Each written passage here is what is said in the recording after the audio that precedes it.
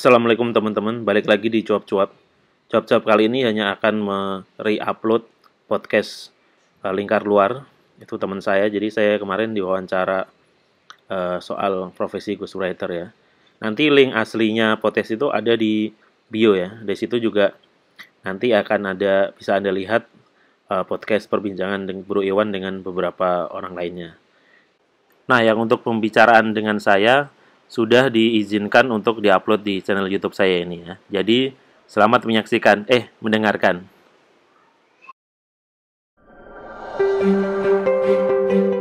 Ini adalah Lingkar Luar Podcast. Kami mewawancarai Dian Widianarko pada tanggal 2 April 2020, seorang mantan wartawan yang juga seorang ghostwriter, tentang seluk-beluk pekerjaan ghostwriter. Halo, malam Bro Dian. Oke, selamat malam nih Bro Iwan. Apa kabar? Baik-baik, Dian Widianarko, dari seorang ghostwriter menjadi YouTuber nih. Nih kemarin berapa lama jadi ghostwriter, Bro?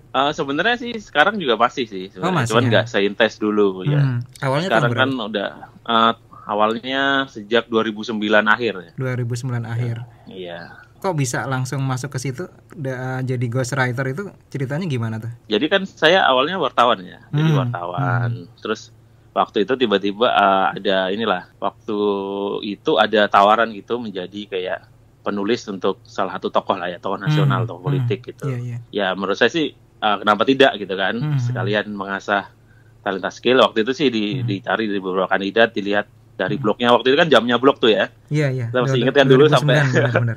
Iya. Ya intinya tokoh ini pengen punya blog lah gitu. Cuman kan dia nggak sempat untuk nulis sendiri. Jadi kalau ghostwriter itu kan fungsinya sebenarnya adalah menjebatani orang yang cerdas atau punya gagasan bagus, tapi tidak punya skill menulis. Atau orang punya gagasan bagus, punya skill menulis, tapi tidak punya waktu. Nah ini ghostwriter bisa di situ tuh, bisa menjebatani di situ gitu. Nah kebetulan nih tokoh ini sibuk lah gitu. Iya. Mungkin juga dia bukan dari tokoh yang bidangnya menulis gitu, jadi ya cocok lah gitu. Ya akhirnya ikut terus sampai kemudian belakangan kan ada sosial media juga gitu kan ya. Jadi ghostwriter itu membantu mengadminin, menuliskan gitu-gitulah. Nah posisi saat itu ghostwriter itu perorangan apa emang ada yang organisir gitu, Bro? Biasanya sih lebih perorangan ya, setahu gue ya.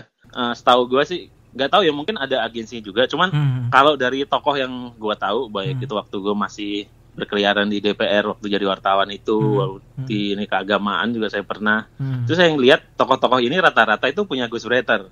Misal dulu ada ketua salah satu ormas muslim terbesar gitu, misal ketua umumnya itu punya ghostwriter yang setiap nulis di koran tuh sebenarnya yang nulis ghostwriternya. Biasanya dia manggil ini penulisnya ini, dia mau ngomong soal ini.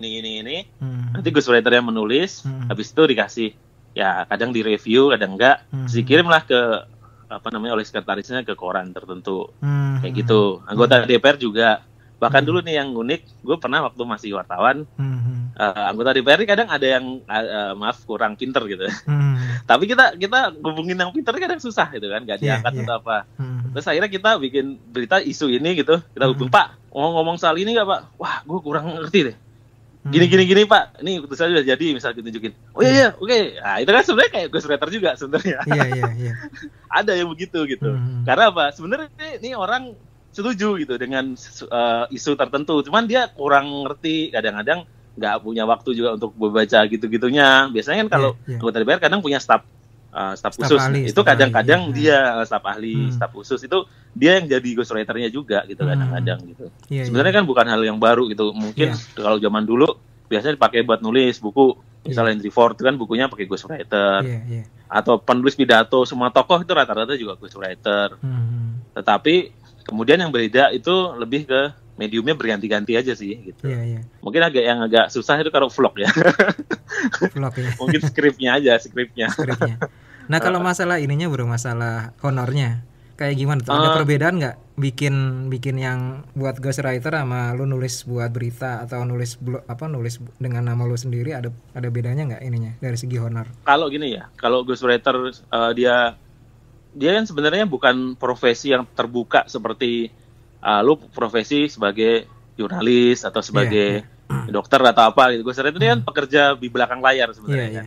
Kayak agen segala macam. Nah biasanya dia ngikut tergantung ke orangnya tadi itu. Jadi nggak ada standarnya gitu. Kalau jurnalis kan berita ya ada gaji bulanan, ada enggak. Kalau ghostwriter tuh tergantung dia kerjanya itu, misal kan ada orang yang kontrak 1 buku ntar lu gue bayar sekian juta gitu kan, ada kan. Iya. Ada juga yang misal asistennya atau staf khususnya gitu kan, ya bayarnya per bulan sesuai bayaran itu gitu. Nah gue sama, gue kan ikut di orang ini gitu, ikut di orang ini sebagai penulis pribadinya gitu. Iya. Tapi orang nggak tahu kalau gue yang nulisin gitu kan. Nah selama ini pengalaman lo apa aja yang udah dari artikel terus buku terus apa? Buku udah pernah? Biasanya buku saya belum pernah. Jadi karena memang kan sekarang zamannya waktu itu sih kayak blog ya, artikel, press release, misal kayak pernyataan. Misal kayak ini nih kan kita ini juga nih di era online kita bisa mengenalkan lebih efisien. Misal gini contoh. Kalau dulu orang kan mau menyampaikan sesuatu harus menggelar jumpa pers misalkan. Itu kan menggelarnya aja nyewa ruangan, bayar ada ini buat wartawan segala macam kan itu udah ini. Tapi kalau kita bikinin diskusi sama beliau misal terus bikin tulisan kayak pernyataan gitu ACC kita post di sosial media, ternyata besoknya puluhan media memuat dengan free gitu. Nah kayak gitu-gitu sekarang mungkin ghostwriter zaman sekarang tuh lebih kayak gitu bro. Jadi lebih ke apa ya, jadi ngadminin juga, menuliskan juga, ya kayak presiden. Nah itu kan pasti juga dia yang nulis pidato pasti ada, apapun itu. Kayak Yusril dulu kan nulis dari zaman Soeharto sampai SBY kan.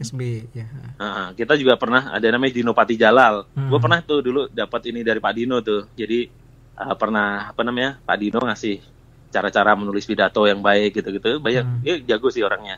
Terus di presiden kan ada, kalau kita ngikutin akunnya presiden manapun itu, baik Jokowi, Donald Trump segala macam kan selalu ada pernyataan-pernyataan. Itu kan nggak mungkin presidennya sendiri yang nulis gitu. Iya. Ya kan pasti ada tim gitu. Atau ada ghostwriter khusus. Karena gini kadang-kadang ghostwriter tuh harus ngerti pemikirannya Jokowinya gitu. Jadi dia udah ngerti gitu. Gaya bahasanya pun udah harus ini. Bisa tim, tapi akan lebih bagus memang kalau ada 1 atau 2 orang perorangan gitu. Mungkin bahasa perorangan yang udah cleans banget gitu, ada ini banget, udah paham banget bahasanya gini. Karena itu akan ya mungkin kalau lebih ke kayak pernyataan singkat tuh lebih bisa tim ya. Tapi kalau untuk tulisan artikel, buku itu memang harus orang yang deket lah ya. Karena nggak mudah. Mungkin yang paling gampang itu kalau lu pernah nggak lihat film Julian the Ghostwriter gitu? Pernah denger, cuman kayaknya filmnya belum. Nah, nanti lu tonton. Mungkin pendengar podcast lu juga perlu nonton ini filmnya, bagus tuh. Iya. Di situ kan ceritanya ada mantan PM Inggris kalau nggak salah. Itu pengen bikin buku gitu. Dia udah punya tuh catatan harian dia segala macam. Johnny Depp bukan berantakan. Johnny Depp bukan yang ini. Yang main Johnny Depp bukan ya? Bukan. Siapa gue lupa. Cuman yang jadi mantan PM Inggrisnya Pierce Brosnan. Nanti akhirnya dia ghostwriter ini kan karena biar nulis bukunya seolah-olah itu si PM-nya sendiri yang nulis kan dia harus di rumahnya, tinggal di rumahnya, terus ngikutin si PM Inggrisnya, terus dia mengakses semua catatannya segala macem gitu. Sampai akhirnya bisa spoiler ya bagi yang belum nonton, pokoknya dia ketemu bahwa ternyata istrinya PM Inggris itu CIA. Keren, saking begitu intensnya kan ini kan berarti kan, saking dia ini banget gitu. Ya karena perlu begitu gitu. Nah di situ kan kelihatan tuh bagaimana ghostwriter bekerja. Jadi dia ikut di staff. Kalau di presiden kan kita tahu ada staf khusus kepresidenan bro, dia harus ada di kantor itu bro. Iya. Jadi dia perlu tahu daily-nya si tokoh. Dan kalau di DPR yang politisi yang gue tahu ya dia harus bisa gabung dengan staf khususnya. Tapi biasanya sih ghostwriter-nya politisi itu ya stafnya itu ada di situ lah, ikut di situ. Nah yang hire orang dari luar itu ada juga. Misal gini, ini mungkin agak bocoran tapi nggak usah nyebut nama ya. Rata-rata pejabat atau apa ya bisa dibilang banyak pejabat itu kan kita sering dia doktor gitu ya, nyelesain itu bro. Itu kan banyak juga ditulisin sebenarnya sama entah stafnya, entah dia ini. Dulu ada juga teman-teman wartawan politik saya yang nulisin untuk politisi yang jadi doktor atau segala macamnya gitu. Nah ini biasanya ketawanya gini bro, kalau lu tahu ada politisi nerbitin bukunya yang itu disertasi atau tesisnya gitu ya. Terus nanti ada editornya gitu. Nah itu editornya biasanya wartawan itu biasanya yang nulisin. Editornya itu sesungguhnya si penulisnya sendiri. Sesungguhnya ghostwriter-nya itu. Kan sebenarnya gini bro, membedakan tulisan itu ditulis ghostwriter atau seorang itu disebut ghostwriter apa enggak, itu sebenarnya lebih di situ. Contoh buku Soeharto, autobiografinya gitu kan. Itu kan ada tulisannya ditulis oleh Ramadhan KH, walaupun bahasanya di situ Soehartonya autobiografi saya segala macam. Itu nggak bisa disebut ghostwriter si Ramadhan KH karena dia ada namanya di situ. Cuman kalau waktu itu Ramadhan KH nulisin terus namanya nggak ada, nah dia jadi ghostwriter-nya Soeharto gitu. Nah kenapa semua orang rata-rata nulisnya ada nama dia, misal Arbetin Endah yang sering nulis ada namanya, itu nggak ghostwriter. Kenapa? Karena orang nggak ada yang mau bro jadi ghostwriter itu. Kenapa? Dia pengennya itu orang tahu dia yang nulis gitu. Ini karya gue. Sementara profesi begini itu gak boleh. Kalau ini paling ya yang bangga diri lu sendiri. Misal gue nulisin seseorang terus tulisan itu dipuji-puji gitu. Yang dipuji ya klien kita atau bos kita segala macem gitu. Kitanya nggak boleh tahu kita. Bahkan gue kan sama lu perjanjian nih, kita nggak boleh nyebutin ini siapa klien gue siapa aja, pernah kerja di mana, untuk siapa aja gitu kan.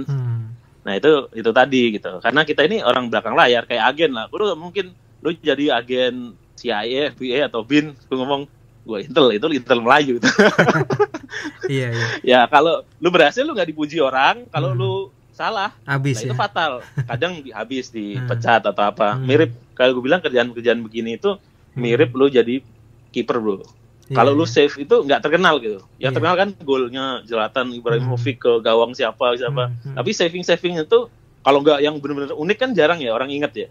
Padahal mungkin di satu match itu gara-gara 3 kali saving itu dia jadi menang, harusnya kan kebobolan 3 kali gitu.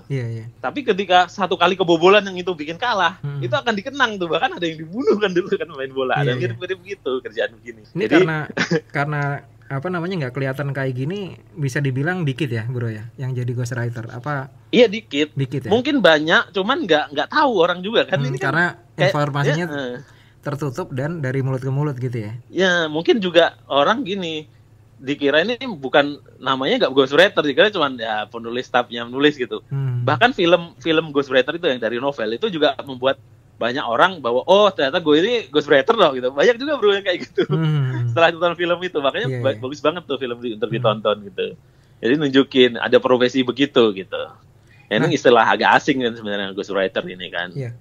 Nah kalau yang tadi masalah kan tadi ada yang nulis tesis ya ditulisin gitu. Itu kan akhirnya jadi rancu kan bro ya. Kalau istilahnya kalau ngomongin etis nggak etis kan sebenarnya kan. Artinya itu kan kayak ngebantuin orang. Oh ya, ini kemudian kayak kemarin waktu rame dulu kita kan ingat waktu Twitter kan gara-gara ada yang orang ditulisin ghostwriter-nya waktu itu ternyata plagiat itu bro ya. Waktu itu inget banget kan itu. Terus jadi rame soal ghostwriter gitu. Terus gue cerita ghostwriter waktu itu. Makanya waktu itu lu kapan-kapan kan ngobrol soal ghostwriter. Nah jadi begini. Waktu itu terus ada bilang bahwa oh berarti kalau ada jasa penulisan skripsi segala macam itu ghostwriter ya? Menurut gue enggak bro. Enggak. Karena bedanya gini. Kalau orang itu gagasannya dari dia, penelitiannya dia, ini cuma membantu ghostwriter itu sebenarnya membantu ini aja bro, menyusun aja gitu. Kayak di film itu kan si PM-nya itu udah punya catatan nih, catatan harian, tapi kan kacau gitu bahasanya kan. Ibaratnya ya kan? Kalau gini ya, mungkin bisa dibandingin sama musik ya. Jadi kan ada musik terus lirik siapa gitu kan ya, kayak gitu kali ya. Ya bisa mungkin gue dikit perbandingan ya. Kan ada yang jelas sih dia nadanya doang aja tuh. gitu. Gue ada nadanya kayak gini nih. Cuman gue nggak tahu kata-katanya nih gitu kan. Ya, kayak gitu kan kali itu ya. Bisa. Menurut gue itu bisa. Nah, kayak kalau balik ke penelitian tadi kan pemikirannya ini si tokohnya nih, gue mau nulis soal misal kartel politik, gue punya ini landasannya penelitian ini, ya mungkin ghostwriter itu bisa nyariin data juga kan nggak masalah itu. Betul. Nah, kita kan juga sering dibantu teman, misal dulu waktu ini kan tugas kelompok. Nah beda kalau idenya dari staffnya, yang nulis staffnya sampai jadi itu sih menurut gue sebenarnya ya bukan ghostwriter itu kayak lu beli skripsi aja dan itu banyak gitu. Nah itu batasannya itu, tapi kan orang nggak tahu. Bahkan lu beli skripsi pun kalau aman juga, dan lu bisa misal lu beli skripsi terus lu bisa mempertahankan saat di pendadaran gitu kan orang nggak tahu juga gitu. Nah di situ, nah inilah makanya kemudian jadi rancunya di situ. Tapi sebenarnya yang tahu ya antara yang nulis sama yang ditulisin gitu. Apakah ghostwriter ini hanya membantu menuliskan, ibarat kayak apa ya bro? kalau gue bilang sih kayak koki gitu ya, membantu meramu aja. Jadi bahan-bahannya udah ada gitu. Jadi dia nggak ngarang resep itu. Kan kita kalau koki kan baca menu juga, misal kalau gitu kan, bukan kreasi kita sendiri gitu. Nah berarti kalau pengalaman lu selama ini ada nggak kejadian misalnya gue mau ini nih bikin tesis ini gitu atau bikin skripsi ini? Nggak pernah gue kalau kayak gitu. Masih pilih-pilih? Jadi lunya masih jadi pilih-pilih gini. Nggak, kalau gue sih biasanya memang orangnya itu udah ada bahan tulisannya bro. Misal dari pidatonya. Nih orang kan pidato atau diskusi itu kan banyak tuh ngomong soal kita nyatet gitu. Kita kumpulin jadi tulisan. Nanti dibaca lagi, approval lagi, ada yang dikoreksi, ada yang tambahin. Ini kurang ini. Nah itu ghostwriter itu lebih ke situ bro. Jadi bukan ide kita 100%, terus dia tinggal oke bagus. Itu bukan. Tapi nggak pernah dapat tawaran kayak gitu. Pernah. Tapi ada orang begitu ada. Gue tahu ada. Ada juga kan, tergantung kan, ada orang yang bosnya agak nggak smart gitu kan. Iya. Tapi menurut gue ya itu termasuk ya ghostwriter. Tapi menurut gue agak sebenarnya nggak begitu kerjanya. harusnya ya. Berarti emang tipis banget ya kalau di lapangannya susah ya ngebedain. Susah. Idealisme apa enggak itu susah. Ini kan di belakang layar bro. Iya. Sekarang ada orang baca satu pidato, kita nggak pernah tahu siapa yang nulis, dia sendiri apa enggak. Ya kan? Ya emang dinisbatkan ke yang baca, yang ini nggak.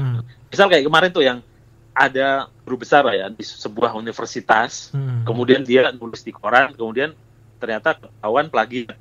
Terus rame itu kan. Iya. Gue nggak percaya kalau orang itu plagiat bro. Itu orang pinter banget gitu. Yang di Undi bukan ya? Gue sebutin kali ya. Dia kata, gue sebutin di Undi bukan ya? Bukan, waktu itu kalau nggak salah di Jogja lah, Universitas Negeri Jogja. Ketahuan ya. Enggak, ini terakhir juga yang di Undip kan ada tuh kasusnya yang si dosennya itu dia komentar status apa di Facebook, terus disanksi, tapi dia disanksi karena dia sebelumnya itu menggugat si rektornya karena plagiat gitu loh, Bro. Oh, nggak tahu. Kalau yang waktu itu Anggito Abimanyu deh, kita buka aja.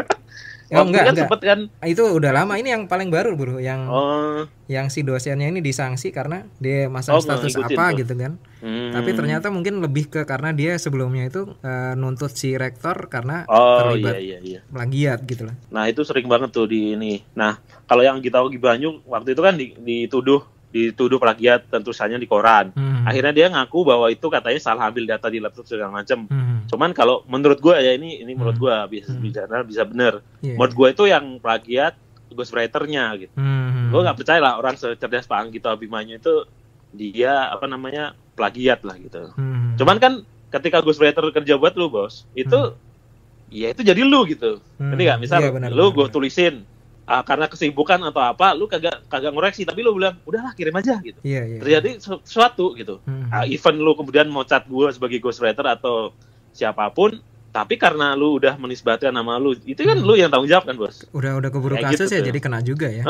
Dan sering kan yang orang kena kasus kemudian diduga memang itu ghostwriter-nya gitu, yang entah karena dia mungkin banyak kerjaan, tapi mungkin staff serba bisa kan, ada itu yang tugasnya mulai dari nyusun jadwal, ngerangkep lah, sekretaris juga, aspi juga segala macam. Tiba-tiba disuruh nulis apa, kebut semalam gitu kan. Kadang-kadang orang-orang tertentu kan, wah mikir udah nggak ada waktu segala macam. Zaman sekarang kopas gitu kan.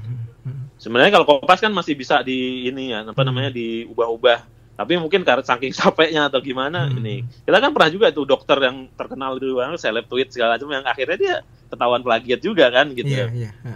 Mungkin dia juga nggak ada waktu itu kan, karena nulis itu kan butuh waktu yang enak, mood yang bagus. Tapi waktu itu dia dikejar-kejar untuk jadi pembicara kan di Freedom waktu itu kan. Si dokter ini kemudian cuman terjemahin aja dari buku gitu kan. Akhirnya ketahuan, jadi rame waktu itu kan. Nah kalau ini bro, sebagai profesi khusus ini menjanjikan nggak apa? Dia lebih kayak freelance gitu, ghostwriter itu. Ada nggak orang yang misalnya dia profesi utamanya sebagai ghostwriter gitu? Waktu rame soal ghostwriter nih bro, gue pernah ngeliat ada orang yang diundang TV, katanya dia ada biro ghostwriter gitu. Tapi sepanjang pengetahuan gue nggak pernah tuh orang, gue mau nulis ini, gue nyari ghostwriter, enggak. Setahu gue cuman orang gini, gue mau nulis buku, kira-kira siapa yang mau jadi nulisin buku gue gitu. Ujung-ujungnya kemudian dia negosiasi sama penulis, ujungnya penulisnya pengen namanya eksis gitu. Iya kan, yang kita misal kayak Ramadan KH, dia kan udah nulis beberapa ini, Abdulatin Endah gitu kan, yang model-model begitu akhirnya. Tapi yang orang mau nulis buku, tapi bukunya dinisbatkan ke orang tokohnya itu jarang gitu. Karena apa? lu nulis sesuatu yang effortnya luar biasa, tapi nama lu nggak muncul gitu kan. Waktu itu justru ada, yang ini menarik nih bro, ghostwriter-nya penulis. Lu inget Anak Singkong nggak, kasus Anak Singkong? Waktu itu Khairul Tanjung kan bukunya tulis kan, iya, tahu. Sama Orang Kompas kalau nggak salah. Waktu itu kan kemudian ternyata si penulisnya ini mempekerjakan penulis lain tuh, yang temennya temen gue itu pesepeda itu Inung. Bersusun berarti namanya. Ya. Nah tiba-tiba yang penulis ini nggak diundang waktu launchingnya. Kemudian dia dibuka di Twitter kan waktu itu kan. Akhirnya jadi rame itu kan. Nah itu kan unik ini. Penulisnya penulis, akhirnya damai dengan kompensasi lah gitu. Yang gue denger ya. Iya. Tapi menurut gue ini kasus unik karena apa? Ini ghostwriter-nya penulis. Dia yang mungkin Khairul Tanjungnya nggak ngundang atau orangnya, karena taunya yang nulis ya si siapa tuh, Cahya Gunawan ya, yang itu yang nulis gitu. Dia nggak tahu kalau ada penulis lapis keduanya gitu kan. Iya. Berarti lebih ke ini ya, order khusus kali ya bro. Kalau iya rata-rata gitu bro. Misal orang kenal penulis, bukan profesi utama ya. Misal gini, ada orang yang udah terkenal sebagai penulis jago, atau biasanya gini, dia ada di kalangan sih. Biasanya tuh wartawan tuh yang sering dapat order gitu. Misal ada seorang tokoh, dia kenal sama wartawan A atau B gitu.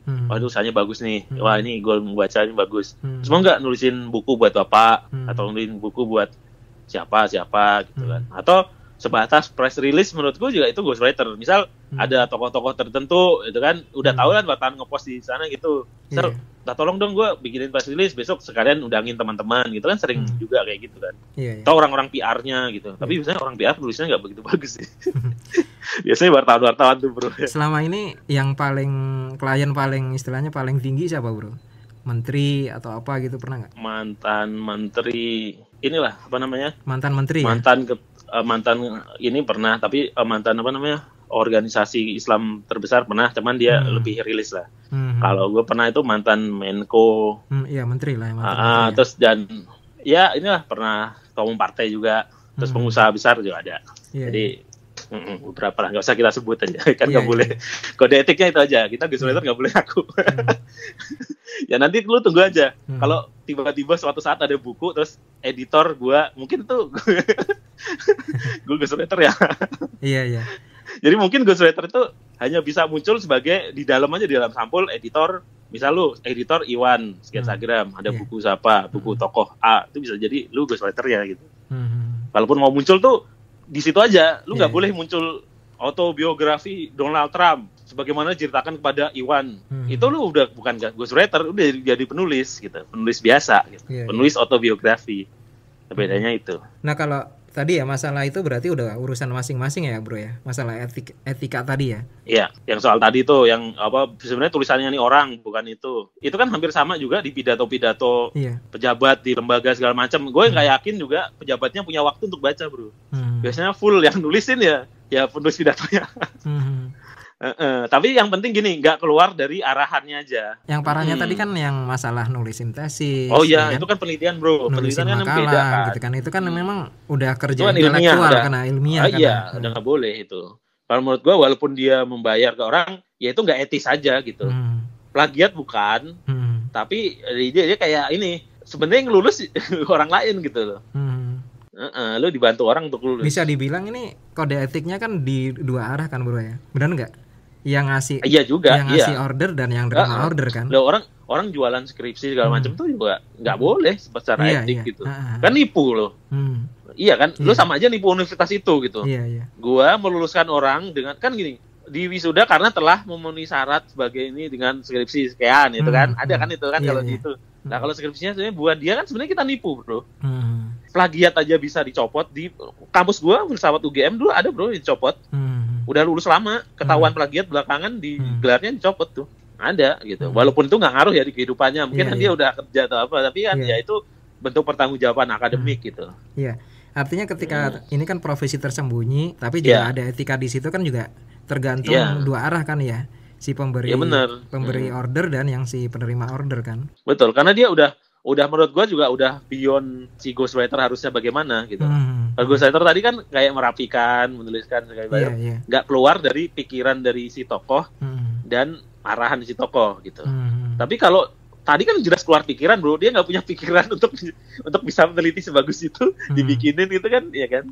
Walaupun dalihnya kan dia jadi pejabat eselon sekian kan harus S3, sementara nggak ada waktu, dia sibuk banget, akhirnya kuliahnya pun dibikinin gitu. Ya menurut gua sih ya itu mungkin ya bagian dari tugasnya staffnya gitu. Misalnya ada staffnya bikinin, cuman menurut gue itu secara ilmiah kurang oke gitu loh. Nah ini kan lu dari tahun 2009 tadi ya jalanin profesi ghostwriter sampai sekarang ya? Sekarang sih masih, tapi lebih ke ya sosmed gitu lah. Kalau di gue sekarang sih kerjaan gue lebih ke PR sih bro, kayak PR, Enggak, maksudnya strategis. Order itu tetap jalan. Enggak seintens dulu bro, dulu kan zamannya blog gitu ya. Iya. Kalau sekarang enggak, ini beberapa juga ada baik yang masih kerjaan gue maupun orang luar banyak yang ngajak bikin buku gitu, gue masih nggak okein gitu, karena apa? Sibuk sekarang kan. Sementara kalau menulis buku menurut gue tuh gue nggak mau punya buku yang asal buku gitu bro. Walaupun tuh nulisin orang misalnya. Jadi kalau gue, jadi itulah makanya gue nggak pernah punya buku, karena ya waktunya banyak gitu yang gue nggak bisa ini. Belum bisa lah bagi waktu antara intens ngerjain. Soalnya penulis-penulis biasanya itu kan yang udah profesional ya emang kerjanya nulis itu aja gitu. Iya. Yang dia banyak waktu untuk ini. Nah, gue yang belum ada gitu. Ya kalau sekedar artikel pendek gue sering nulisin orang juga, sering. Ada yang gratisan juga. Ada yang pertemanan gitu kan, kita editin juga ada. Misal nih orang, Mas gue punya ini nih, nunjukin ke saya gitu. Dia mau nulis seukuran artikel koran lah gitu bro ya. Cuman hancur Bas. Ini ya idenya menarik tapi morat-marit gitu. Nah gue ngerapiin itu. Itu sebenarnya kan bagian dari pengalaman gue di jurnalistik, jadi skill editing aja sebenarnya kan, diksi, bagi nulis gitu. Ya itu sambil menjaga kewarasan gue sebagai penulis ya gue kerjain kadang-kadang gitu. Tapi ada pernah nggak? Thank you doang. Pernah nggak nolak order ghostwriter, pernah nggak? Belum sih. Belum ya pernah. Tadi buku gitu sering sih. Ya nggak ada waktunya. Oh pernah bro. Jadi ada mantan menteri lah. mantan menteri lu tolak di gitu? penjara. Iya. Di penjara. Lu tolak. Kita nggak usah sebut lah, nggak enak. Iya. Nah kebetulan adiknya ini kenal sama saya bro. Nah saya pernah kerjasama lah sama dia. Nah si mantan menteri ini ternyata kan sering nulis buku gitu. Iya. Nulis artikel dari penjara, akhirnya jadi buku. Nah belakangan saya baru tahu bahwa yang nulisin sebenarnya adiknya. Adiknya yang cerdas ini. Nah kemudian adiknya ini sibuk, terus dia bilang bisa nggak bantuin saya, disuruh ya nanti ngambil catatan-catatannya, nanti nulisin. Nah waktu itu kebetulan saya sebenarnya tertantang juga gitu. Bagus juga nih. Cuman waktu itu sih di kerjaan saya banyak kerjaan gitu. Jadi saya nggak bisa bantu gitu. Itu pernah itu. Ya. Jadi ingat-ingat pernah. Saya belum ngomong dibayar berapa atau dapat apa, enggak. Saya itu kalau kerja emang itu belakangan gitu biasanya. Saya lebih ke ini. Saya nggak mau kerja yang saya nggak seneng. Oh pernah juga kayaknya ya, siapa gitu waktu itu ada tokoh politik yang saya nggak suka. Saya tolak pernah. Atau berlawanan dengan klien yang satu. Oh ya, gue juga pernah ditawari ini bro. Orang yang kemudian jadi wapres. Saya nggak ngomongin wapres di periode mana ya. Iya. Waktu itu gue pernah ikut ke orang yang istilahnya mau nyapres nggak jadi gitu. Terus kemudian ada tim wapres yang kemudian menang, pernah nawarin gue mau nggak nyebrang ke situ gitu. Diminta itu. Gue waktu itu bilang di perang yang sama, bagi saya nggak etis kalau pindah di kubu yang berbeda, saya bilang gitu. Walaupun setelah itu beberapa teman saya ikut. Walaupun sebenarnya nggak kelihatan kan sebenarnya kan, kalaupun berseberangan kan nggak kelihatan kan. Nggak kelihatan. Makanya itu kan banyak beberapa teman gue ikut. Dan waktu itu dapat hadiah umroh. Itu gue gue belum umroh waktu itu ya. Gue bilang, aduh. Nyesel jadinya. Bukan nyesel ya. Tapi bagi gue itu konsekuensi dari prinsip bro. Kan gue punya prinsip tertentu gitu ya. Gue bukan sok gaya, kere gaya enggak. Tapi alhamdulillah ya sekarang udah umroh gitu. Ada aja kalau rezeki gitu. Jadi gue nggak pernah menyesal kayak gitu. Itu prinsip gitu. Ada juga sih gue tahu orang pernah ada teman gue berdiri di dua kaki. Yang padahal lagi bertarung politik. Nah, menurut gue itu kayak gitu nggak ini sih, nggak etis menurut gue. Tapi itu gue balik lagi itu kita etis kembali ke orangnya. Tapi kalau lu tanya ke gue, bagi gue enggak gitu. Gue pernah itu. Banyak nggak saksinya masih ada. Nah kalau secara idealis kan dibilang apa namanya joki lah apa segala macam gitu. Kalau lu gimana melihat pandangan negatif ke ghostwriter, argumen lu gimana bro? Ya kan dia nggak ngerti bedanya ghostwriter dengan joki tadi itu bro. Lu tau kan ya tadi kan kita jelasin tuh. Misal joki nih ada soal yang harusnya ngerjain nyerahin ke lu, kerjain deh pokoknya terserah lu jawab apa. Benar. Itu joki. Tapi kalau orangnya nggak sempet nulis nih, misal tangannya lagi bikin makanan atau apa, itu soalnya lu isiin dong, nomor bacain. Iya, Satu ini Pak. Oh, jawabannya B. Kita nulisin B. Iya. Sambil diskusi. Terus jawabannya saya Pak. Apa? Oh, jawabannya itu harusnya hujan terjadi karena penguapan gini-gini. Oh, itu terlalu panjang Pak. Harusnya sikat gini aja. Ngerti nggak lu bedanya? Dari situ kelihatan. Ya, tapi karena memang itu kata Andi Bro ya. Karena sangat tipisnya perbedaannya tipis, itu kan ya. Ya, betul. Betul kan, itu ada di profesi masing-masing. Iya. Dokter pun kan ada dokter yang sebenarnya kan nggak boleh sambil jualan obat. Tapi kenyataannya banyak yang jualan. Itu kan pernah dibahas Tempo segala macam. Akhirnya kayak lagi wartawan, nggak boleh nerima ini dari sumber, nggak boleh nerima saham. Kenyataannya juga banyak gitu kan. Iya. Ya itu kan akhirnya balik lagi bro. Profesi apapun kan selalu ada begitu kan. Kayak plagiat kan, jangan plagiat dong gini-gini. Tapi kan kenyataannya dulu ada nih temen gue kuliah, kerjaannya tuh kopas-kopas plagiat. Cuman karena dia canggih ya, mungkin dosennya waktu itu nggak punya ini untuk waktu itu internet juga masih jarang gitu. Dia ngambil internet gitu. Dia sekarang jadi pejabat gitu, bro. Ada jadi pejabat sekarang PNS. Dia golongannya lumayan coba bayangin kan.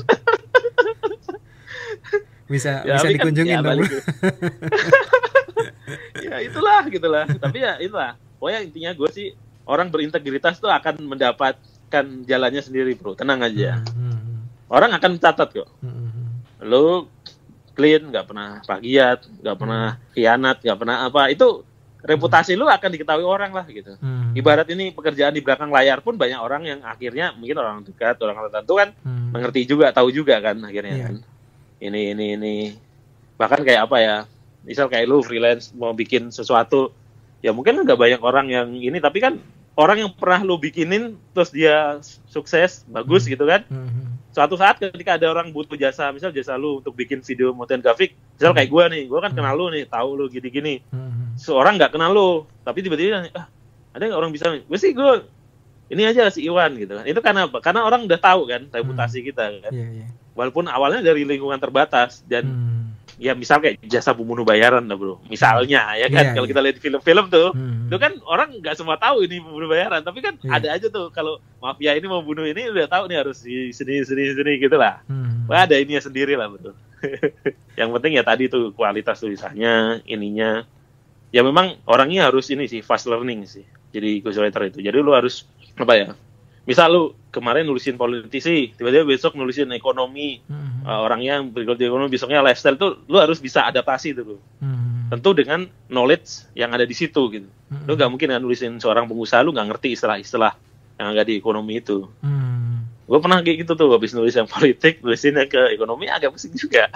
Tapi ya karena kita belajar. Sekarang kan apalagi di era internet ini kan nggak ada alasan orang nggak belajar gitu kan. Di internet kan ada semuanya kalau kita mau tanya apapun, googling. Malah kebuka kemungkinan si ghostwriter ini benar-benar wawasannya luas ya bro ya. Kalau misalnya dia kliennya berbagai macam orang gitu kan. Jadi belajar juga bro. Misal lu nulisin, misal lu nggak pernah tahu tentang teknologi misalnya kan. Terus suatu saat ada orang ahli teknologi, tapi dia nulisnya jelek gitu kan. Ya bisa. Biasanya kan ada gitu ya, orang pintar tapi untuk mengatur, untuk agar tulisannya ini jadi gini. Tulisan yang baik itu kan, itu ala tulisan wartawan sebenarnya. Jadi singkat, nggak terlalu bertele-tele, dan bisa dipahami dari tukang becak sampai profesor. Kalau dulu kita belajarnya kayak gitu tuh. Beda dengan tulisannya profesor, tukang becak belum tentu ngerti bro. Tapi sama profesor mungkin ngerti gitu. Nah, kayak gini-gini nih perlu ada jembatannya, yaitu ghostwriter itu gitu. Nah dari situ kan lu baca tulisan profesor, memahami, menerjemahkan ke tulisan yang lebih gampang untuk dicerna, itu kan ada proses belajar juga bagi lu juga. Nah kalau ini gitu. Tadi kan lu bilang penulis pidato juga secara global tuh bisa dibilang ghostwriter kan bro ya? Iya, sama aja kan nulis kan. Tulisan tuh. Nah cuman ini kan justru ghostwriter ini dulu bedanya mungkin pidato ini kan di apa istilahnya, dinarasikan ya, istilahnya ada bahasa pidato ya. Bahasa pidato ya agak beda ya ininya. Ada. Nah misalkan ada hadirin yang saya hormati. Nah, ada jeda-jeda itu. Terus kalau nggak salah dulu diajarin Pak Dino itu ada sentuhan religiusnya, misal Assalamualaikum. Nah, itu penting bro. Itu adalah sentuhan religius. Terus quote-quote tertentu dimasukin gitu. Gue lupa sih, pokoknya ada itu. Itu lu juga pernah juga nulis pidato pernah? Enggak. Jadi ada penulis pidato khusus tuh ada. Karena ya itu tadi bro, ada bahasa tertentu yang di pidato itu yang beda. Jadi gue bisa aja nulis pidato yang bisa aja. Cuman karena ada yang, misal waktu itu ada yang nulisin yang biasa, udah ada yang biasa, ya udah. Nah orang ini kalau suruh nulis misal artikel belum tentu bisa, juga, belum tentu gitu. Bisa ya. Nanti bisa khas dia yang muncul gitu. Iya. Iya. Gitu. Nah, kalau gue nulis pidato nanti jadinya terlalu santai gitu. Ini kan ada gap juga, Bro. Pidato itu kan kaku, Bro, ya kan? Pidato itu kan kaku. Sementara ini kan ada komunikasi yang pengen ala anak muda gitu. Misalnya di sosmed, di blog segala macam gitu. Nah, itu kan ada gap gitu. Misal lah, lu kalau lihat pidato Jokowi atau pidato presiden dengan gaya dia berkomunikasi di sosmed kan beda lagi, Bro. Benar. Bahasanya kan beda. Itu maksud gue nggak masalah gitu. Nanti nggak jauh dari itunya gitu. Itu kan biasanya timnya berbeda atau timnya sama tapi ininya istilahnya berbeda. Atau misal kalau nulisnya bahasa Inggris kan gue nggak begitu jago nih bahasa Inggris. Itu ada lagi mungkin menulis bahasa Inggrisnya. Gue nyerah kalau bahasa Inggris.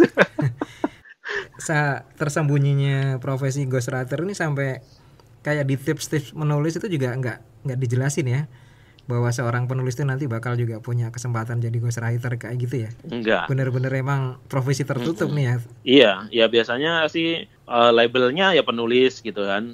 Biasanya ya negonya tulisin saya tapi bisa nggak nama saya yang muncul gitu, kayak gitu. Nah di situ aja tuh perbedaannya, lu penulis atau lu jadi ghostnya muncul nggak, itu kan di situnya aja.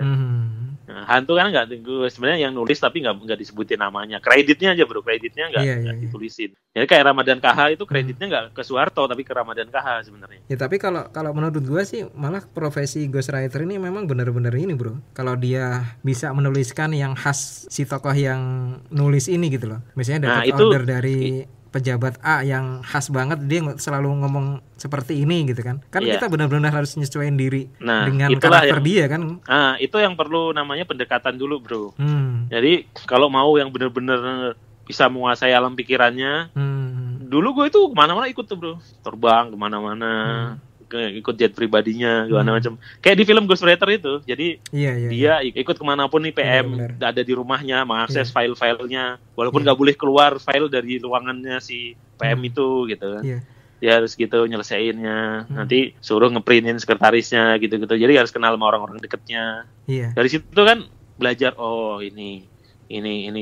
Ya gue dulu 1 tahun itu penyesuaian, 1-2 tahun itu penyesuaian. Mulai karakternya begini, omongannya diksi yang sering dipakai itu ini. Kan mesti bener. Iya bener dong. Tahu karakternya dia kan enggak? Iya. Suatu hari pernah nih, jadi keluarganya yang klien gua ini atau bos gua, kemudian dibilang, Mas yang megang papa sama kakak gitu. Kok bisa beda ya, Mas gitu. Ya emang harus bisa, Mbak. Kayak gitu, Bro. Jadi itu menurut gua ya self claim itu berhasil gitu. Ketika orang lain nggak tahu gitu, sebenarnya ininya satu orang ternyata di belakang. Nah kayak gitu. Karena kayak gue coba nulis kan, Bro ya.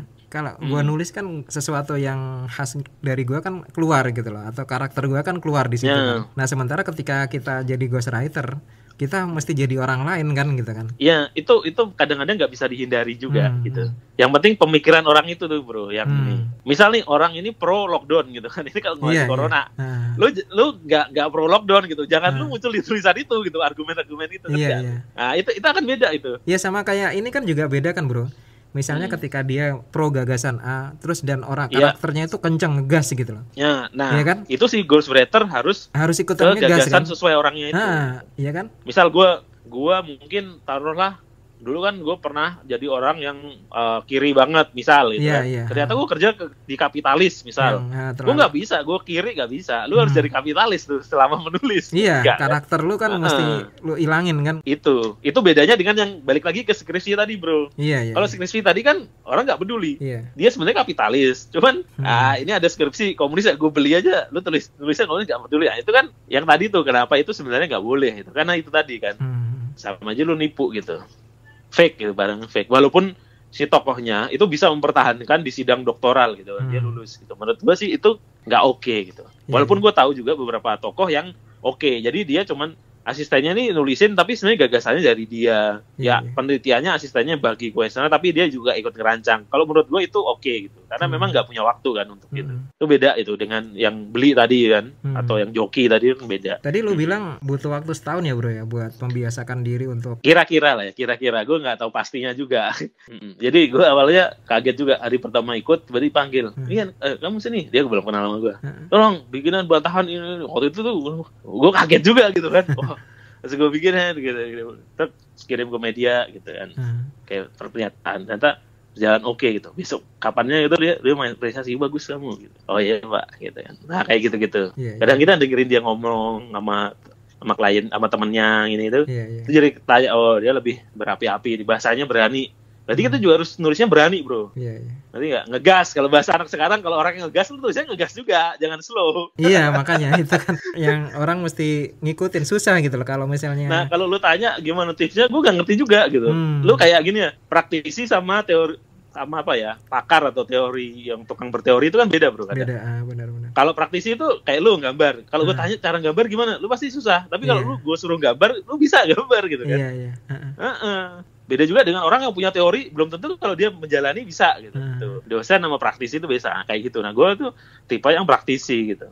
Ya nggak tahu, gue bisa ya nggak tahu bisa. Dan orangnya cocok gitu. Akhirnya ya udah cocok gitu aja. Dan ini kan dulu soal ghostwriter ini kan pertama kali mencuat itu pas Obama itu bro. Obama terpilih kan waktu itu kan fenomenal. Terus kemudian ternyata terbongkar siapa penulis pidatonya atau penulis artikelnya itu kan, yang siapa namanya itu, John Pfaff, siapa namanya lupa gue.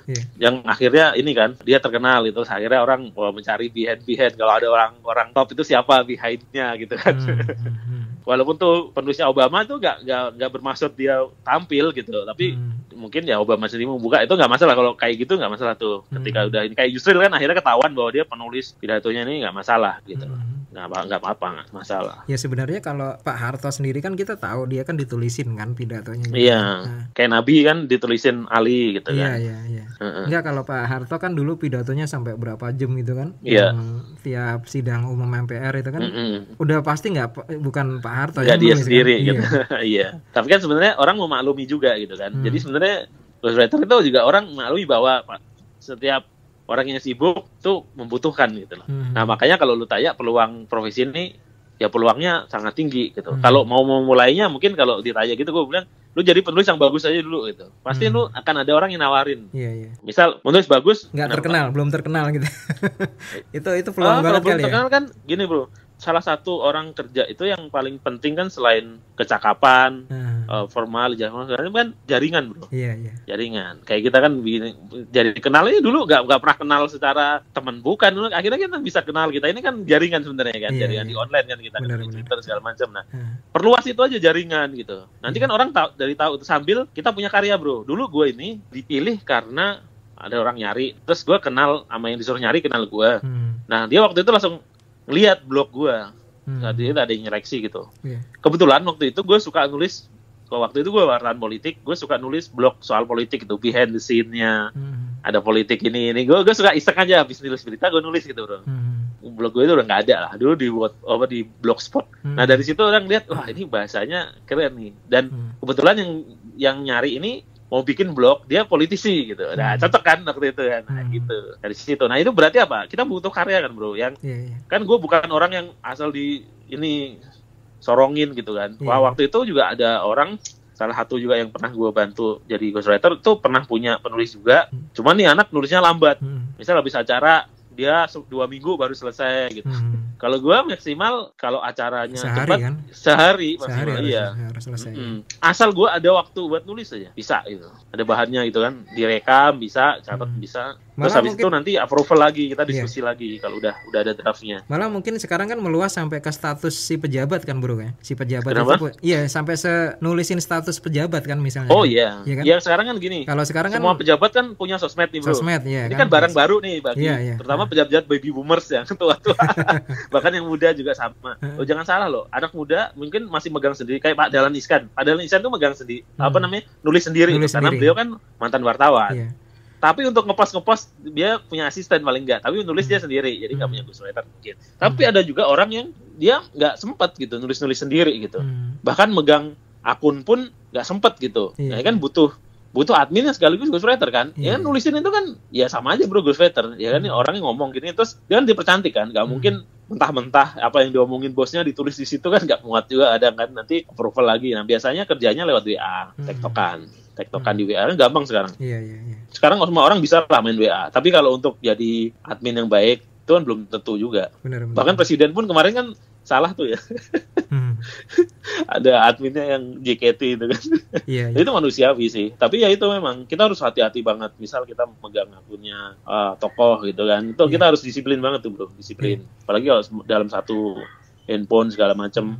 Nah, peluang ke depan memang ghostwriter itu sama sosial media strategi sama ini jadi satu tuh. Iya. Bahkan mungkin karena tadi lu bilang kayak Soki gitu kan, seorang ghostwriter itu mungkin malah bisa benar-benar melekat ya. Iya, jadi kayak cocok-cocokan bro. Lu sama tukang pijet gitu kan. Kalau lu udah cocok kan, kayaknya pijet di tempat lain tuh nggak pas gitu. Iya. Bisa kayak gitu. Misal orang ghostwriter udah putus kontrak atau udah nggak lagi. Terus ada yang baru. Oh itu nyesuaiin diri nih, lama gitu. Dipanggil lagi bisa jadi gitu. Itu mirip dengan fotografer bro. Ini biasanya timnya setim nih sama fotografer gitu. Misalnya kita lihat ya tokoh-tokoh Pak Jokowi, Anies, Pak SBY. Pak SBY itu Abror tuh fotografernya tuh. Wartawan kenal tuh. Itu ya dia aja tuh bro. Sampai jadi presiden, nggak jadi presiden gitu lagi tetap itu aja karena udah ngerti gitu. Ngerti bapak itu misal angle-angle tertentu nggak boleh difoto gitu. Itu selalu ada tuh di tokoh-tokoh gitu. Nah itu kan kalau tiba-tiba ada orang baru lagi itu penyesuaiannya ya bisa aja penyesuaiannya butuh waktu lagi. Admin sosmed juga sama gitu. Biasa diadminin ini seorang ini terus biasa nggak lagi. Nanti nggak bisa. Memang kelihatannya gini kayak sosmed misalnya. Ini ngomongin sosmed juga. Jadi kalau sosmed itu kelihatan gampang, admin kan tinggal post-post itu. Ya gampang-gampang susah gitu. Kelihatannya gampang begitu dijalani belum tentu segampang itu juga gitu kan. Hal yang gampang-gampang susah itu kan itu. Definisi gampang-gampang susah. Iya, apalagi kalau misalnya kondisi kayak gini kan bro ya. Kondisi krisis gitu kan, di mana pejabatnya mesti ngomong kan. Nah, itulah. Jadi gini, mengeluarkan rilis tulisan. Betul. Makanya gini, ghostwriter yang bagus sebenarnya udahlah itu ada di tim, kalau bisa ada di ring 1 atau kalau di presiden tuh staff ya di ring staffnya presiden. Kalau di apa namanya itu West Wing kalau di ini ya, kalau di Gedung Putih itu udah ada tim tuh. Jadi kemampuannya itu tidak hanya untuk kalau di sosmed tuh biasanya strategi itu promotion tuh kayak orang-orang inilah brand tuh bro, hanya promosi aja ini nge-tweet Instagram ini. Itu banyak lah yang jago, tapi yang crisis management nih bro, nggak banyak orang yang jago bro. Iya benar.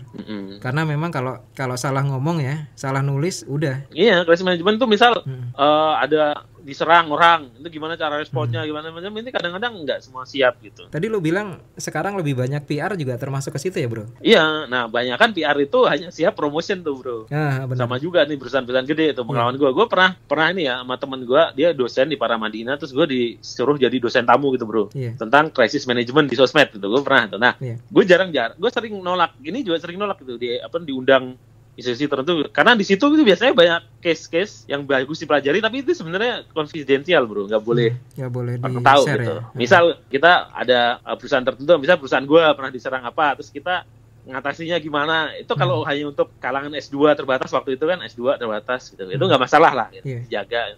Tapi kalau sampai kayak seminar gitu, nggak apa-apa lah. Gue nggak usah, gue sering banget tuh diundang mau dijadiin kayak narsum tentang sosmed gitu gue banyak lah ini, karena banyak justru yang bagus menurut saya dan yang gue nguasain itu crisis management itu, yang itu ya banyak rahasianya gitu. Gitu ya, sama dengan kalau kursus menulis menjadi ghostwriter gue nggak akan kasih gitu kalau ngobrol begini kan, biar orang tahu gambaran aja. Dan kayaknya nggak ada deh bro, kayaknya belum pernah ngeliat deh. Apa nih istilahnya kan, tips menjadi ghostwriter kayaknya gue belum ngeliat ya. Gue waktu itu mau nulis buku, terus gue pikir-pikir ini seru juga kayak nulis, tapi buat kayak gini aja. Tapi ya itu tadi, kita kalah dengan aktivitas kita itu sangat padat. Jadi waktu untuk menulis itu ya mungkin ini jawaban gue atas gue yang males sebenarnya. Ya, tapi mungkin dengan di podcast lu, di podcasting aja. Ntar gue post di YouTube gue juga deh suaranya. Oke, ini nggak berasa udah mau sejam loh bro. Udah 50. Masa? Iya, udah 50 menit. Masih banyak sebenarnya. Next lah kita ini. Terakhir apa nih bro yang bisa disampaikan masalah profesi ghostwriter? Ya, ghostwriter menurut saya adalah salah satu varian dari profesi menulis bro. Kita orang disebut sebagai penulis tuh, jadi penulis apa macam-macam kan. Ada yang menulis artikel, ada loh dulu orang tuh hidup dari nulis artikel, ada bro. Gue pernah tahu tuh orang, jadi artikel dibayar koran gitu, dia hidup dari situ tuh. Waktu itu kan 1 juta gitu kan, kalau sebulan dia bisa nulis 10 kan udah 10 juta gitu kan. Kaya udah waktu itu wartawan masih 3 juta bayarannya. Terus dia adalah profesi menulis yang nggak banyak orang awam ya itu tahu bahwa ada profesi ghostwriter. Terus kemudian dia sebenarnya profesi yang dibutuhkan bagi mungkin orang yang nggak pernah tahu ghostwriter. Misal ada orang yang wah gue punya gagasan banyak, gue tuh pengen nulis tapi gue nggak bisa nulis. Gimana? Itu Anda butuh ghostwriter gitu. Sebenarnya Anda mencari ghostwriter. Nah itu saatnya Anda nyari ghostwriter gitu. Ketiga ini adalah profesi yang sudah ada dari zaman dulu, dari abad dulu sampai sekarang gitu. Cuman orang nggak tahu kalau profesi ini ada. Jadi itu bisa dipertimbangkan juga. Kalau lu punya tulisan yang bagus bisa nulis, perluas deh ini lu, jaringan lu. Suatu saat lu akan kepake untuk ini gitu. Gitu. Dan dia beda dengan joki tadi kan udah dijelasin. Iya, secara etis. Karena itu salah kaprah di masyarakat kan itu tuh, Bro. Ghostwriter sama dengan yang orang jualan skripsi, nulisin skripsi orang. Dan soal itu yang sering hitungnya soal pendapatan gaji gimana? Ya itu balik lagi gitu. Lu kerjanya masih apa? Jadi gede kecilnya ya gue sering proyek thank you sering, dapat juta-jutaan sering juga. Di gaji yang sekarang alhamdulillah di atas rata-rata gaji orang lah, alhamdulillah juga. Karena udah 10 tahun kan bro, berarti dari 2009 kan? Iya. Alhamdulillah. Jadi ya inilah. Jadi orang tuh bisa tuh hidup dari nulis. Tapi emang nggak hanya sekedar tahu nulis sih. Kalau sekarang dituntut juga lu harus ngerti sosmed juga. Harus ngerti macam-macam juga gitu, Bro. Apalagi sekarang udah merambah YouTuber ya, Bro ya. Wah, itu kan cuma iseng aja, Bro. Ya tapi followernya ngebalapin gue loh. Gue mau bikin kayak gini tuh gak ada waktu juga gitu. Kayak podcast gini gitu kan. Akhirnya gue YouTube gue isinya gue unboxing barang yang gue beli. Gue naik motor gue bikin motovlog. Gue sekarang suka ikan ya gue shootingin itu. Tapi gue juga heran kenapa bisa segitu gitu. Sekarang udah hampir 25.000. Iya. Waktu itu kan kita sebenarnya janjian untuk wawancara ini udah dari tahun berapa tuh, Bro? Iya. Kapan-kapan deh bro kita mungkin kita sambung lagi di episode berikutnya. Siap. Masalah haji kali bro ya. Oh iya. Nah masalah haji kan lu kan udah daftar tunggu ya. Oh iya. Nanti kita bisa sambil ini deh. Sudah umroh juga. Ya. Sambil sama kita bedah itu. Nge-share tentang tips-tips. Oke makasih Bro Dian. Oke sama-sama Bro Iwan ke Instagram. Iya. Dulu namanya Cah Dablet. Ya moga-moga kita sambung lagi di podcast berikutnya. Siap.